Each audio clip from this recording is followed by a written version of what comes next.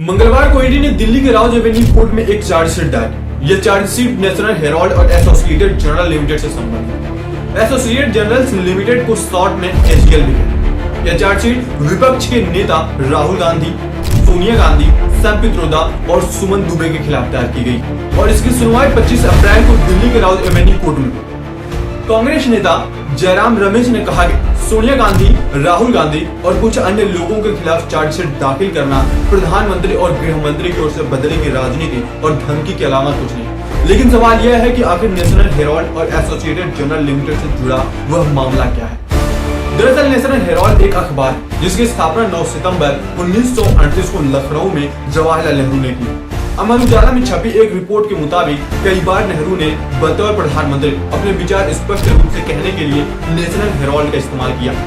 कहा यह भी जाता है कि राजीव गांधी की मौत के बाद नेशनल हेराल्ड का पतन बड़ी तेजी से हुआ, लेकिन फिर वक्त आया साल 2010 का जब राहुल गांधी और सोनिया गांधी ने नेशनल हेराल्ड का शेयर खरीदा, लेकिन इनडायरेक्टली।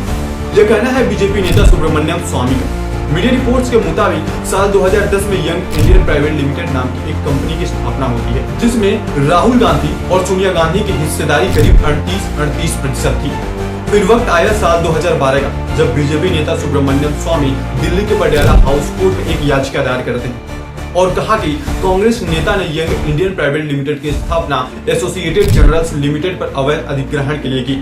एसोसिएटेड जर्नल्स लिमिटेड या एचजीएल वही कंपनी है जिसके पास नेशनल हेराल्ड के प्रकाशन का स्वामित्व था। सुब्रमण्यम स्वामी ने कांग्रेस नेताओं पर आरोप लगाया इन लोगों ने 2000 करोड़ की कंपनी को अवैध तरीके से केवल 50 लाख में ही खरीद लिया। इस मामले में जून 2014 में कोर्ट ने सभी आरोपियों को समन किया। अगस्त 2014 में ईडी ने एक्शन लेते हुए लॉन्ड्रिंग का केस दर्ज किया, लेकिन 2015 में दिल्ली के पटियाला कोर्ट ने सभी को जमानत दी। यह था नेशनल हेराल्ड और एसोसिएटेड जर्नल्स लिमिटेड से संबंधित पूरा मामला।